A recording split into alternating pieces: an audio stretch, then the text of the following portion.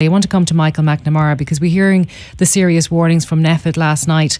But we also heard last night Fran McNulty in RTE News confirming that the meat plant testing is now suspended. Micheál Martin talking about it this morning on Morning Ireland, saying it was rescheduled into next week. What do you make of this?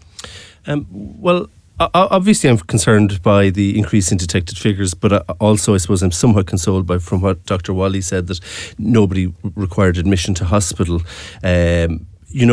We're increasingly talking about more and more restrictions for the population, and clearly the population and everybody has to be responsible, but the state has a role to play. We were told that the state would be testing 100,000 people per week, and we've never reached that figure.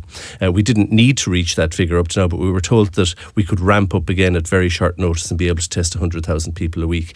That's not evident from the decision to cancel testing in meat plants. And we also know, not just in Ireland but right across Europe, that meat plants are one of the most sustained environments in which COVID-19 is being detected. Most likely because of working conditions, but also because of low temperatures and low humidity levels. Well, we were particularly surprised on this programme because the Minister for Agriculture, Charlie McConalogue, was here in this studio yesterday, and I asked him about serial testing in meat plants, and here's what he had to say. So the serial testing has started, and in every meat plant, it started rolling across the country in relation to two actually ensure it happens in every meat plant. So even as he was speaking yesterday, the decision had been taken to stop it, to suspend it.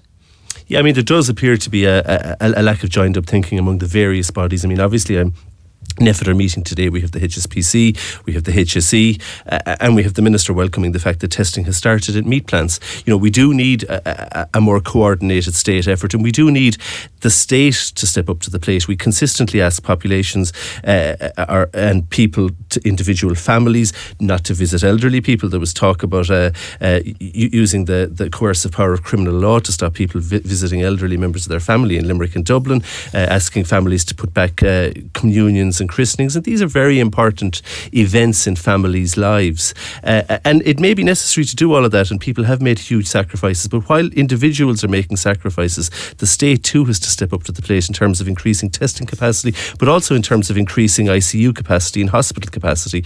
And I've seen no evidence that there's been an increase in hospital or ICU capacity as we head into the winter, and we're 6 months into this pandemic now. Of course the state was caught unawares in March and wasn't able to deal with the numbers that were presenting, but we need to make sure that the state is going to be able to deal with greater numbers this winter if they do present than last winter, because if they're not, that marks a huge failure on the part of the state.